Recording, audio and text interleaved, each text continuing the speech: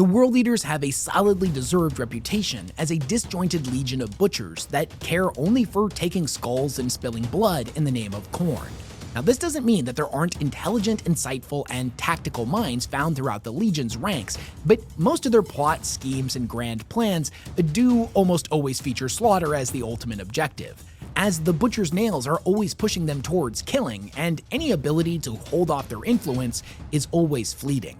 That being said, the nails affect everybody differently, and there have been World Eaters such as Apothecary Aaron Zorzi that chose to join up with Fabius Bile and has demonstrated a remarkably keen intellect and the ability to meditate through the nails biting.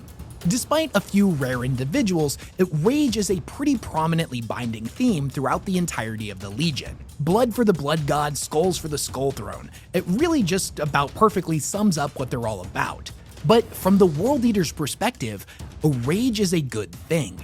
It is pure, unfiltered, and honest. To give oneself over to rage is to truly ascend to a higher mental plane.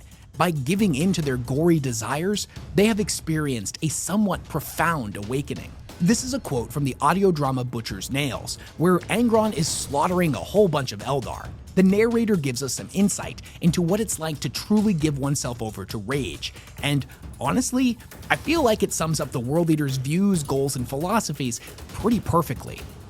This is what it meant to be alive. Humanity was a wrathful species, and anger vindicated all of its sins. Nothing was as honest as rage. Throughout the history of the human race, what release of emotion had ever been more worthy and true than depthless anger? A parent confronting their child's killer, a farmer defending his family against raiders, the warrior avenging the deaths of his brothers. In rage, anything was justified. It was the highest state of sentience. With rage comes vindication, and with vindication comes peace.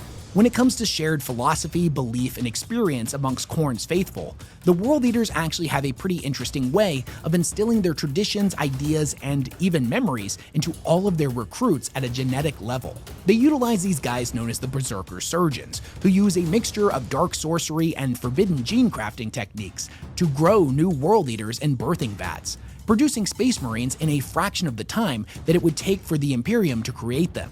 Admittedly, this process is pretty wasteful and ends up killing more than it makes, but whereas from the time of recruitment all the way up to when a scout graduates to becoming a fully fledged Space Marine can take years or even decades, for the World Eaters, give or take a month. And because the biological material used to create these monsters is taken from other World Eaters, some part of the process imbues in them all of their memories. This means that when they awaken, they believe themselves to be the veterans of thousands of wars, adopting a mishmash of views from all the donors.